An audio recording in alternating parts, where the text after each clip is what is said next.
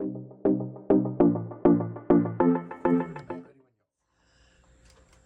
it's me. Hey, everybody, we're back. I'm Leisa Holland-Nelson, Bowman Lombardi, Culture Club HTX co-host. They are going crazy. Who are you? I have the weirdest people with me. Wait till you meet them. You're going to just love them, and she's here too. You know who I'm talking about. I'm Leisa Holland-Nelson, Bowman Lombardi. The fashionista, bio babe, which stop laughing, Magic. I'm sorry. Which means bio babe, which means biography, not biology. Surprise. And Coach Nelson, the greatest football coach who's never walked a sideline and may never, but I've never called a bad play, and I'm not planning to in the future. And I'm here with my beautiful, beloved, brilliant, bossy, Oh, I was going to say, black, and best friend. Shavonnah Robert Schreiber, the other half of Culture Club HTX, the executive producer, the eighth wonder of the world, and the parliamentarian of the show. A failure at best. Yeah, whatever. Anyway, but it's enough about us. Who are we here with today? We have a great such guest. cool guests. And even though I'm the bio babe, you've done a lot of sucking up here. I think you should do the introduction. Now she doesn't know her place, so we're going to wait a second. You know what? I'm not going to do the introduction. We're starting at the very beginning. You do it. Okay, so we have this fabulous couple here, okay? Man and woman, T and Matt Mitchell of Traveler's Table and Traveler's Cart and a little special extra Traveler's something, which I'm an owner of. Okay. Oh, that's right. She bought yeah, your thing, yeah. Yes, So I did. Foreign fair. It's been to Paris. Thank you. I love that. Yeah. So Let's start at the very beginning. The very, very beginning. very beginning. So, where did the two of you meet? Lovely dynamic duo, owners of Traveler's Table and Traveler's Cart. Where'd y'all So meet? I'll give you like the PG-13 Please. Yeah. version. FCC, please. We're on morning radio on a Please. sports channel. On Sunday. No, Please. Sunday morning at 8 a.m. on the sports PG. channel. Yes, that's good. Yeah. Go. So he saw me somewhere first, right? You saw me somewhere first. Matt And stunned into silence. okay, I was working at Tiffany and Company. Okay. He was buying a gift for someone else? Yeah. Ooh. And no, well, I didn't know that at the time, but he saw me a few months later somewhere, and he goes, "Hey, don't you work at Tiffany?" And that's how the conversations got started. Is that your version also, Matt? That's pretty accurate. Pretty But accurate. the second place I saw her was in my apartment building, not in my apartment. Yeah, so I ran into him at She was visiting a friend. my friend at the time, West Ave. You know, Yeah, yeah, now it's I'm called very a familiar. Rye, Yep, where yep. Tootsie's is. And I was in the community center just doing some work, and then that's where I ran into him, and that's when the conversation started. Well, that sounds like there's more to come that we want to talk about now, but let's talk about the restaurant. So, what's the story behind the first restaurant, Traveler's Table, which is one of my absolute favorites? Yeah, so Traveler's Table kind of came out of my background to some extent. I was in my 20s. I went to school in England, France, and Italy, and was a journalist. Kind of got to travel around the No world. wonder you're so proper. That makes sense. And then in my 30s, I was in the pharmaceutical business, which I didn't love, and just had this idea of getting back to the idea of exploring the world through food and drink, which was what I was doing in my 20s. Fortunately, the pharmaceutical business was lucrative enough to do that, so I quit my job, sold the company.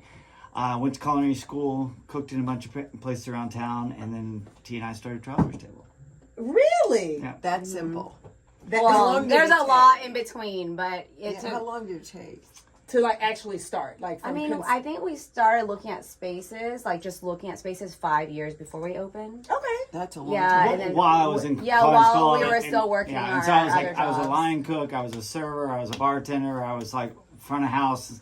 I played all these different positions because I was really passionate about having been in all those roles before I had to be in a position where I had to manage all those roles, because I think it's really hard to manage something if you haven't done it yourself. Wise man. Yeah. So I T, agree. you have a bit of a your family had some background in restaurant and Yeah, food. we had a small Vietnamese restaurant growing up in downtown Houston. So we served a specialty dish called banh cuon, which is essentially like, I would compare it to like a steamed rice crepe or with, so anyway, we were known for several dishes there. We had it for over 10 years. And then eventually my grandmother passed away. My mother took over, but she eventually retired. And I thought that was like the last of being in restaurants. And then you meet this guy. Yeah, I meet this guy. Obviously, I worked some other jobs out after that, but I didn't think that I would be back in restaurants. So I feel like it was really full circle, starting in restaurants in my childhood and then owning restaurants today. It's very different. It is full circle. It's an arc. But were you in the front of the house more than the back? Yeah, I was always the front of the house at my family's restaurant. I would run the whole front, cashier. I would go to the back when they needed me. Yeah. But that's why I think it helps me with dealing with the chaos, is because I'm kind of used to it. Right? But T's also selling herself a little short because she had a professional career as a operations and HR manager for several Fortune 500 companies, which actually everybody thinks we're in the food business. We're not. No, you're only the in the food people business. We're in the people business. Everybody's in the people So T business. definitely helps. So I was also an HR director that's and great. worked for Hilton and Starbucks and bigger companies where I was managing a portfolio of 5,000 employees. So it really helped when we started the restaurant. I was able to set up a lot of the processes. And bigger companies who lead with a people first mentality. You just mentioned. Yeah, exactly. Hilton Yeah, and Starbucks, I so. worked for companies that invested in people. Yes. And so I was able to see that perspective from a larger organization. I was able to take pieces of what I thought was best for the restaurant, and it's worked well for us there. And it was something we were passionate about, was with creating spaces where people wanted to come to work. They enjoyed being around each other, and that things were set up in the right way. Not the dumb way. It's my friend Charles. Well, would I just say. think the I think best that's place the to work yet. Yeah, I think that's the struggle with a lot of like startup restaurants, is you kind of everything's fly by the seat of your pants, and we were really passionate about setting up proper HR procedures. Everybody, in both of our restaurants, we have healthcare, health benefits and things that aren't normal when you're just kind of starting up. So, I worked in places where we went through this era of like the Hell's Kitchen type chefs and things and we didn't want any of that. We wanted a place where people felt empowered and embraced diversity, and a place where everyone felt welcome and empowered. So, this is key, and it's going to be a double question. But so you do, again, embrace diversity. You're celebrating cuisines from around the world. Why was that important to you in the first place? And then tell me what your day is like. A double whammy. Well, for me, I guess the question of embracing diversity, I grew up in Memorial area, Houston is not the most diverse. Not diverse. Not the most diverse part of speak truth Houston. here. And I left when I was 15, and I got to see a great deal of the world. I went to school in England, lived all over Europe, lived in New York for 5 years, and I felt like that was it made me much broader, more better human. You can say better that. human, yeah. That's fine. And I was just really passionate about creating an environment where everyone felt appreciated. Obviously I'm married to a Vietnamese woman, so this, and I think that's one of the things travel provides is we all get stuck in our myopic way of seeing the world through your kind of Memorial lens. Small, any lens. Like it could be you're from Humble or you're from inner city. Like you have your little narrow view of the world, and traveling really gets you out of that. You see how people live in other countries, and then obviously I'm married to someone from a different culture. And and it's not just about the food to us. It's about like being curious and open-minded about the world. Yes. And that leads to talking to other people and learning about other cultures. And so if that's our way of making the world just a little bit of a better place, I think like the food is like a great place to start, but it just like goes a lot farther than that when you I think have a about marketing idea that just came up. Okay, I would love to hear it. Maybe not to, Sidebar, maybe today. sidebar. Sidebar, not today. Sidebar, Not over sidebar. radio. No, I just I like that. Sidebar Shavonnah. Okay, no, but I had a good idea Yeah. that we'll double click on that. But then Lisa's second part of the question, you said what's your Tell day us like? about a real day. normal day, which is not normal, but whatever it is. Yeah, we get punched in the face. No, I'm just joking. No, not No, literally. it's the Mike Tyson Yeah. quote. Everybody's got a plan until they get punched in the face. And we get punched a Shout lot. out to Mike Tyson. You know, and I think you experienced something like firsthand at the restaurant when you came in as a guest, and I was like, oh my goodness, they just like blocked off our whole restaurant for construction. Yes. Like, and that's just one example that's like, obviously a We're big like, example. we're gonna do a Valentine's Day menu day. Oh nope, you have no water. Okay, Yeah, no, pivot, well, swerve, Psych. Yeah, swerve. well, just nowadays. So we have 170 employees combined at both restaurants. So you know, It's a you have a lot. plan, but there's Yeah. always something happening, right? And Yeah. so we always plan for the unexpected a little bit, like the cushion in the day. But I will say that we try our best we do menu planning, and then we do HR things with payroll, and then we do, you know, planning for events. So like right now, we're already planning for Valentine's Day. What are you planning? Lunar New Year. That's fun. What are you planning? Talk about that a little bit. So we have a 3-course prefix at Traveler's Table for $70, with 7 new items on there, just to kind of like come in and get something you can't normally get. We always bring roses in for the Considering significant this others. is my Valentine, I need to hear about it. Yeah, I know, right? Yeah. Book us a Oh, but reservation, we're by the way. launching new brunch items at both restaurants. Oh, you have brunch I at don't Cart? do Yes, This one. I don't we're do very brunch. popular for brunch at Traveler's Table. Oh, yeah, I know. I've been to brunch And there. so we're launching several new dishes, which people get really excited about, and then but we're also launching new dishes at Traveler's Cart. So there's something to look forward to the next few Lunar weeks. New Year is coming up. Yeah. Yes, So that's it's all around the same time, actually. it's all around the same time. Exactly. So is there a different There's Lunar red in all of Yeah, it. so Yeah, right. we hired a you know, a vendor to come out and do like a little lion dance Yeah. at the restaurant. So you're smiling, Matt's looking straight ahead. Okay, is there more to the story? No. There's lion dance and dragon Yeah, I'm dance. going. and, yeah. I was going to say you mean dragon. So I've lion never dance heard is the usually a lion little bit dance. smaller. It's usually 1 or 2 of Okay. the head, the lion heads. Dragon dance is like a much bigger production, but we always have it at the restaurant. I feel like you should do that down Montrose during the construction since they blocked off your restaurant. I You might block as off the well, street. right? That would be really fun. and build a actually. city for it. Yeah, shout out I to agree. Do you want me to Houston. talk about the street? of No, Montrose? God, no. Oh my God, please no. So the biggest challenge you think you faced, and how did you overcome it? I mean, obviously COVID for everyone in the industry, Yes. but even this, What did y'all do for COVID? You did something pretty spectacular, actually. well, so we were really fortunate. T was with Starbucks, so I was this is when we just had Traveler's Table. So T was still a HR, one of the regional HR managers for Starbucks, and so we were really fortunate to be able to see what like a Fortune 500 company in the same space was doing as far as like spacing and Because menu it was times. being updated every week, Yeah. like all the rules. And right? hand washing and how much space between tables right, and all. right. So we were really fortunate with that. And then honestly, this year's been a big challenge, kind of unexpectedly with the turmoil over tariffs and inflation and immigration and all these things. Anytime there's a lot of uncertainty in the market, then people are like, oh, I don't know if I should go spend money at Oh, restaurants. good point. So- Yeah. Yeah, no, a lot of that. Yeah. Well, Keep rolling. and we're back. I'm so excited to still be here with these stars. Are we still here? And no, you're not. It's It's a only hologram. me. I'm alone. I don't know where she went, Oh, and I please. can't remember her name. Whatever. But anyway, we're here with the fabulous owners of Traveler's Table And Cart. and Traveler's Cart, T and Matt Mitchell. And now we're really going to talk about the lessons that they learn and what's next for their fabulous restaurants. And we're going to hear a little about her apparel line, I hope, Oh, since yes, that's that my too. life She just love. keeps weaving it in, doesn't I she? can't help it. I am the fashionista. Oh, yeah, and we have our idea that forgot we're going to that. talk about later, too. Well, yeah. So, as a couple, I think running a restaurant, we've already talked about this a bit, it's just, like you said, you get punched in the face, right? I mean, but then running it as a couple and those dynamics, so how has that been? How do you navigate that water? Friends?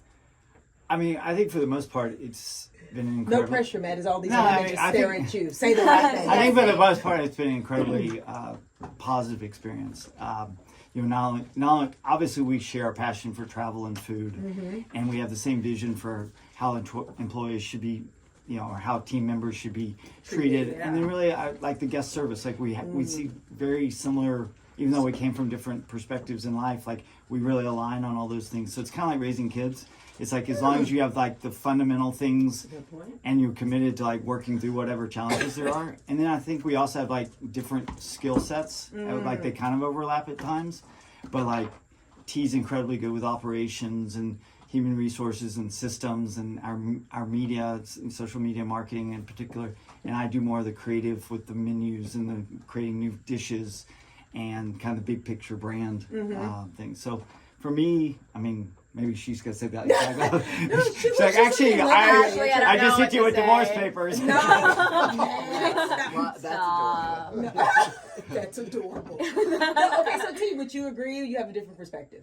No, from my perspective, I haven't met anyone in this world that is better at balancing creativity and business. Because usually with, I think there's extreme stereotypes in the world, but some of those are truths where if you're super creative, then maybe you lack a little in execution or business acumen. Yes. And then if you are too far on the business acumen side, you have it's the heart's not there as much, right? And so it's hard to balance both. And I think Matt does a really good job of balancing both for the business. I feel like you're pretty stylish too, so that helps. That works. So what have y'all learned about each other on this journey? So you start this restaurant and you're like, okay, this is what we're going to do together. And then did you learn anything about each other? I always knew Matt was very competitive with just basketball and just in general. Is that why you play basketball? Yeah, and he'll come home and then he used to go to the gym and he used to have black eyes. What? Oh, from basketball. Yeah, just and then questionable scratch marks, I'm just kidding. But but he said they're from basketball, right? Have an intimacy wellness consulting firm. I just want to point that out.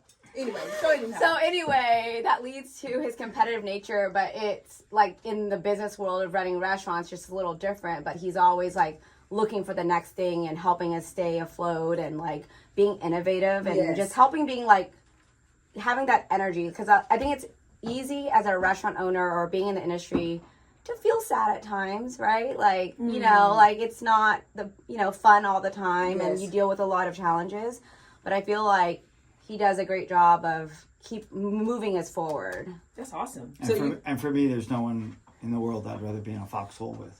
Oh, what does that even mean? That means in a tight spot. No, if you're right now we're in a foxhole. Yeah, right? so if you're in a war, you dig a foxhole and it's just you and the other person there, and you basically have to have each other's back. Yeah. Lovely, that's how I feel about you, Lovely. Look, you don't even care. See? It's almost Valentine's Day. You're talking to me? Yeah. Who else is Lovely? Anyway, all right, Lovely, over to you. Next question. How do dishes make the menu? How did you decide which countries or dishes would make it onto the menu? Because there's so many. Curate. Because that's a big deal. It is. And in fact, that's our tagline at Traveler's Table is curated global cuisine. So obviously we're not going to represent every country in the world. And so most of the dishes, I think, have we've either had them abroad or we've had exposure to them. Some of them have really fun stories about how we first kind of came in contact with them. And then obviously we want to represent as much of, we don't want all Asian dishes or all Middle Eastern dishes. So we also need to be very pragmatic and mindful of trying to represent things, and then also diversity of proteins. You can't have all. What a great city to do this in, though, right? You're in the most diverse city in the nation, and I'm just thinking, when I tell you my idea, you're gonna be like, she's brilliant. But even if we weren't as diverse, our tastes are. Because there's a lot of people that have experienced a lot of things. We're not a lot of born in Houston people. Well, and so that's kind of part of our mindset for the restaurants. The idea was to create this connection between food and travel, and whether or not you've gotten to travel all over the world, whether or not you spent Christmas in Paris on a girls trip or wink. Yeah. It was adult spring break. Adult spring break, sorry. Adult spring break. And for Christmas, I was on a duck farm, actually, in Louisiana. Okay. Diverse folks. Right. But, whether you've gotten to travel extensively or you've never left, your neighborhood, there's kind of something for everybody to explore the world. And it's interesting because I think maybe a metric that I saw was 50% of Americans even have a passport. Yeah. Something like that, right? Yeah. So if we can encourage people to oh, what's this? Mm-hmm. And then and then encourage people to go. Yeah. That's a win for us. Yeah. So talk a little bit about the fast casual concept Traveler's Cart, which is my favorite. I love both. I really do like Cart a lot, actually. Yeah. So a lot of our guests say that they go to both, and sometimes they go for different occasions. But we're really happy to have a more casual option in the Montrose neighborhood. But it's essentially inspired by street markets from all over the world.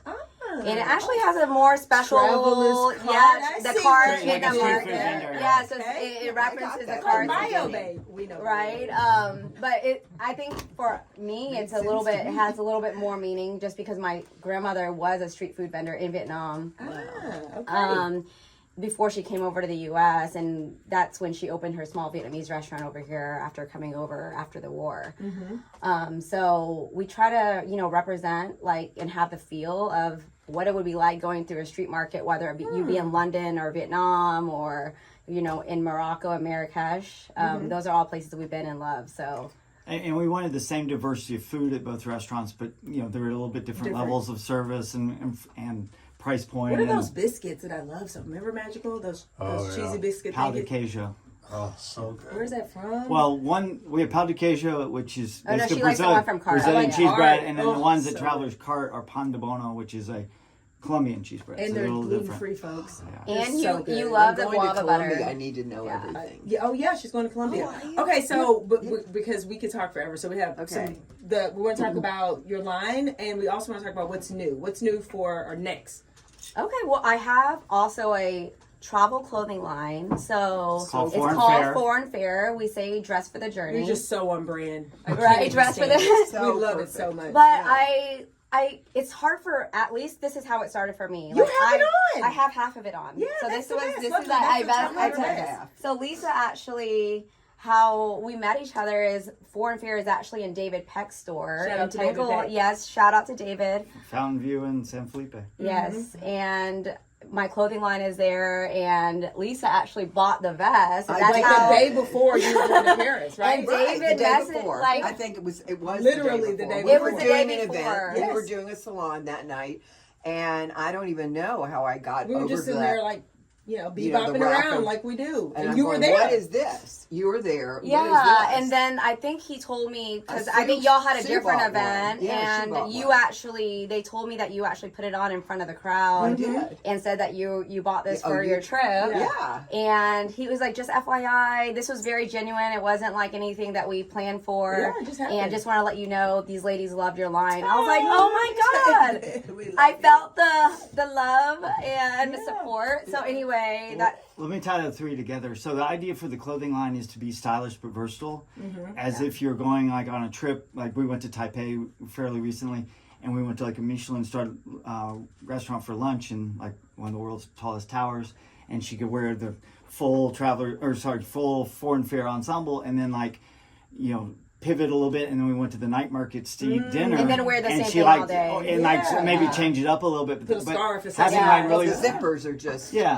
I love zippers yeah, to begin with. but that's what you need when you have travel clothing is you want to be able to Hide fly stuff. in something and then walk into a restaurant in Manhattan and hide having your- that diversity. Zip up your passport right. also. which and is yeah, very and important. as like a consumer, I didn't Right. find a brand that I could really buy stuff, and I just kind of had to search for a Yeah. bunch of different brands, and so I was like, I really want to create something that So women can smart. just know it's like wrinkle resistant, comfortable, made well, chic, really stylish, and they can trust that they can take this on their travels and not have to pack too much. Love it. Okay, so next. What's next? What's next?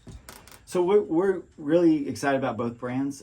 We like to say they're sort of like two children from the same parents with the same DNA. One's just the one that's like the daughter living in Manhattan that eats in like Michelin-starred restaurants and stays at boutique hotels, and the other one's me. like the bohemian one backpacking not around the us. world That's eating not street us. Not food. me. Not us. But we love both our daughters, right? So Yeah, both in we're both. really interested in expanding both. Obviously some more suitable for certain markets. Traveler's Table needs to go into more of a more upscale environment, and Traveler's Cart, we think we could open up a lot more of those because at a lower price point, there's just a lot more options. So we're really excited about looking for opportunities for both.